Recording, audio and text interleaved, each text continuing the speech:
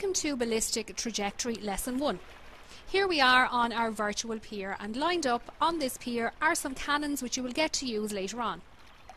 In this lesson we learn a simple equation that will allow you to accurately hit a target thousands of metres away. In this case we have a ship that is ready to be scuttled, and you need to sink it by hitting it with a cannonball. This particular calculation is a simplified version that doesn't take into account wind conditions or temperature. So for this simplified lesson we will be shooting in a vacuum, so there is no drag on your cannonball, making things a little bit easier. So first, a couple of concepts you should know before we begin. Firstly, all objects will fall towards the ground at the same rate, no matter how heavy or how large they are. This might seem counterintuitive, as if I asked you to drop a rock and a feather from the top of a tall building, you would expect the rock to hit the ground first, and of course you would be right. However, it would have nothing to do with how heavy it is. The feather is slowed down by wind resistance on its way down, where the rock has less surface area compared to its mass and will fall more rapidly.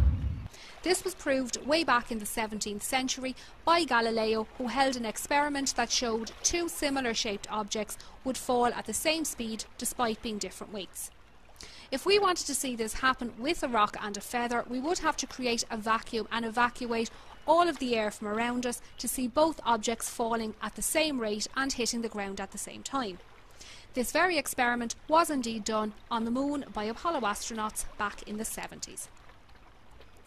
Secondly, horizontal speed parallel to the ground has nothing whatsoever to do with vertical drop.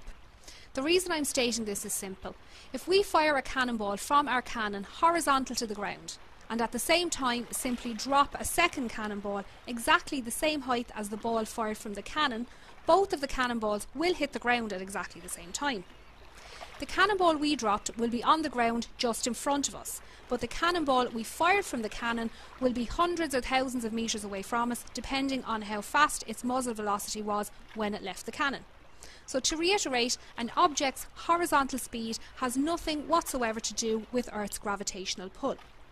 So why are these 2 points important? Well, it's simple. If we shoot a cannonball from our cannon and it takes 3/10 of a second to hit its target, it will also fall towards the ground for 3/10 of a second.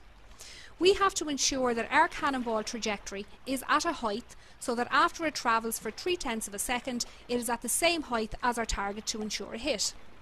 So for example, if our target is downrange at 1000 metres and our cannonball travels at 500 metres per second, it will take 2 seconds to reach the target. This also means that it will fall to the ground vertically for a total of 2 seconds, so we need to adjust our trajectory accordingly. So let's see how this is done. The first thing we need to calculate is travel time, so let's call this t. To do this, you need to know your muzzle velocity, or v. This is the speed at which our cannonball leaves our cannon, and in our case it's 150 metres per second. Next, we will need to know the distance, d, to the target. So for this example, let's say that the target is 1000 metres downrange. So our calculation is time equals distance over velocity. T equals d over v. This is our equation, so let's calculate it. So t equals the distance, which is 1000 metres, over velocity, which is 150 metres per second, and the result is 6.66 seconds. This is the travel time that it will take our ball to reach our target. Next, we need to calculate the drop distance. This is the distance our cannonball will drop over the time that it needs to hit the target. In this case, it's 6.6 seconds. So to do this calculation, we need the following equation. Drop distance equals gravitational pull of the Earth divided by 2 multiplied by time squared. So dd equals g over 2 multiplied by t squared. The gravitational pull of the Earth is 9.8 metres squared, so we need to half this, which is 4.9 metres squared, multiplied by our time, which in this case is 6.66, by 6.66, so it is squared. This gives us a total of 217.34 metres. This means that we have to aim above our target 217.34 metres so that the ball will hit the target on its trajectory in 6.66 seconds. Now it's your turn to give it a try.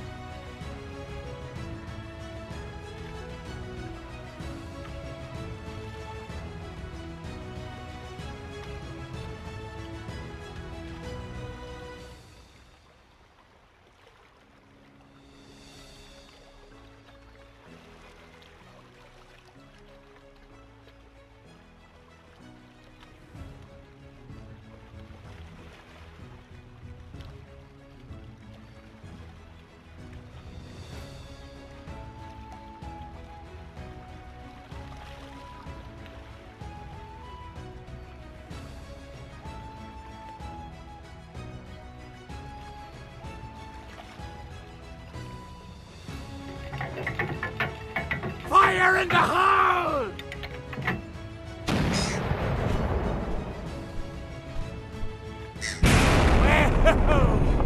Wow!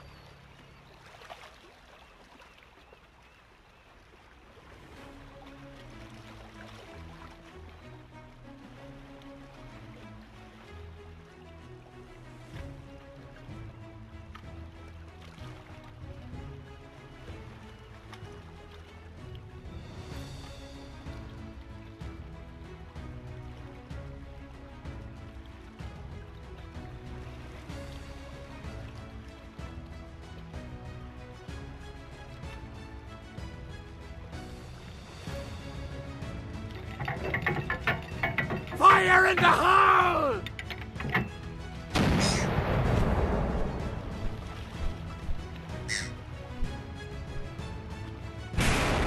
Wow! Abandon ship!